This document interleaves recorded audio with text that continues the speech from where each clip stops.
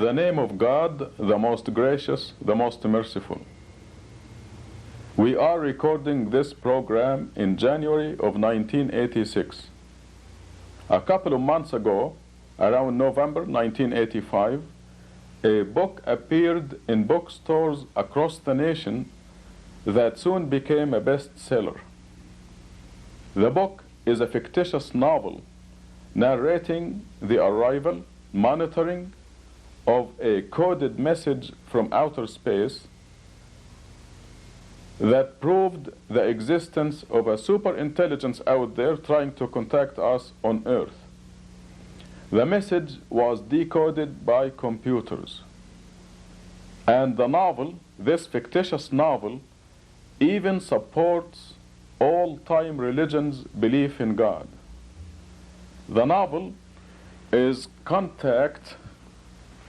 You probably saw this book, Contact by Carl Sagan. And there are only 4 quotations that I would like to share with you in this book. The first quotation appears on the front flap of the book, and it says, "In Contact, Carl Sagan, whose cosmos enthralled millions of readers and television viewers, has brilliantly employed the freedom of fiction to imagine the greatest adventure of all, humanity's first encounter with other intelligent beings." The second quotation appears on page 219, and it describes the computer decoding of this message as, this is only the most amazing discovery in the history of the world." Let me repeat this quotation. It describes the computer decoding of the message like this: "This is only the most amazing discovery in the history of the world."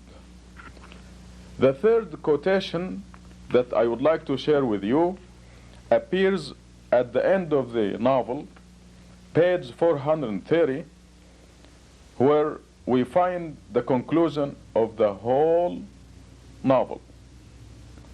And here it is: "There is an intelligence that antedates the universe." In other words, the novel is trying to say that there is God out there.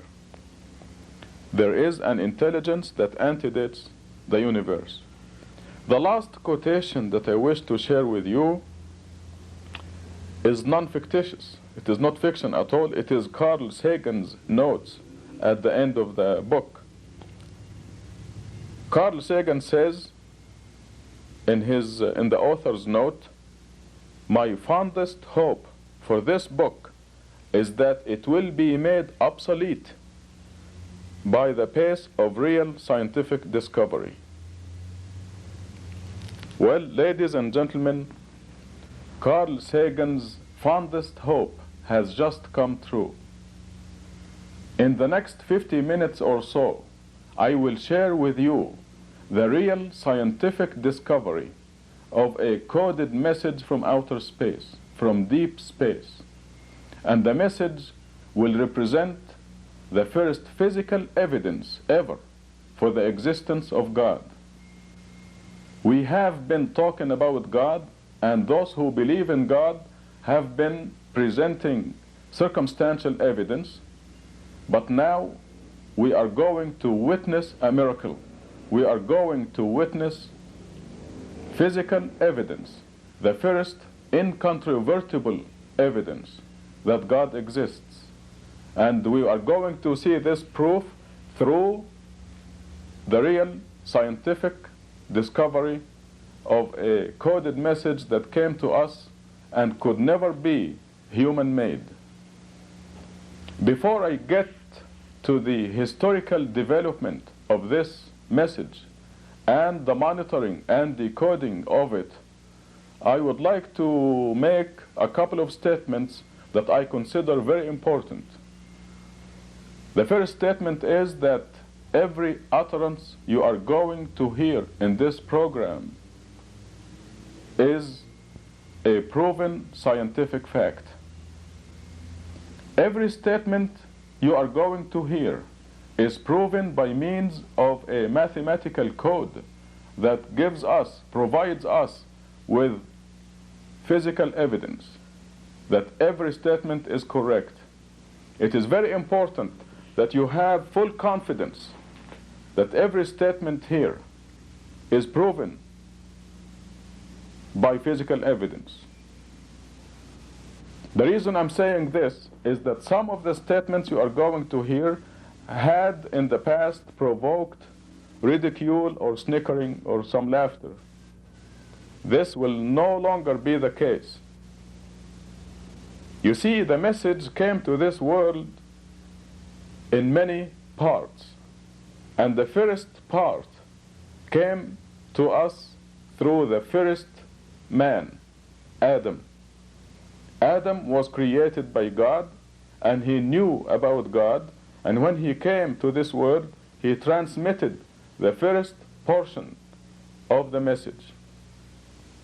The purpose of the message, as you will see, is to tell us where we came from, why we are here, where we are going, the purpose of our existence.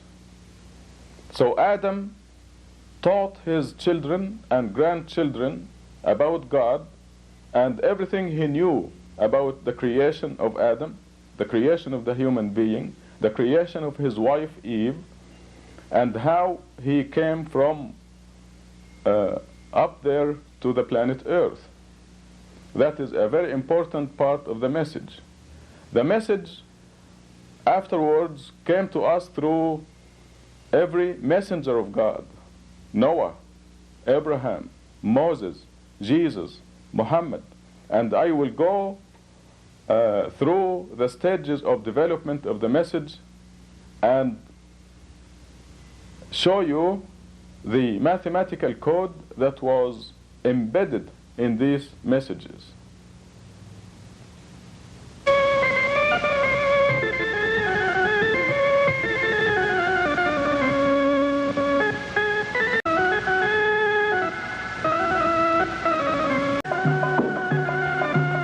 What happened was that God picked out from every generation a human being through whom God sent part of the message. We are talking about one and the same message. Abraham, Moses, David, Solomon, Jesus, Muhammad, all these people received parts of one and the same message.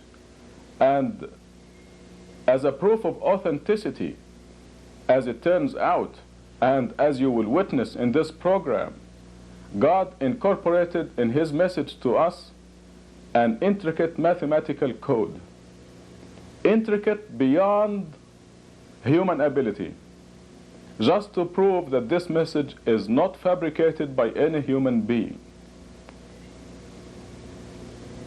Abraham contributed a good portion of that message. And you know, you probably watched the movie, The Ten Commandments. You know that Moses was walking in the desert when he saw the burning bush, and God communicated with Moses. God communicated part of that message. It was a very significant part that we call today the Torah. You saw in the movie and you read in the Bible how the tablets were recorded, that the scripture was recorded on the tablets. That scripture, in the language of Moses, was mathematically coded beyond human ability. And this is what this program is all about: the discovery of a mathematical code embedded within God's message to us through his messengers. The first hint, let me go back to Moses. When he carried the tablet with the message on them, the letters on those tablets were counted according to an intricate mathematical code. The same mathematical code that was discovered in all the scriptures.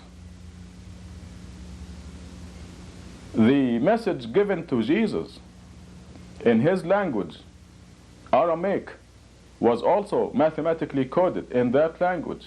The alphabet letters of that message were counted and carefully placed.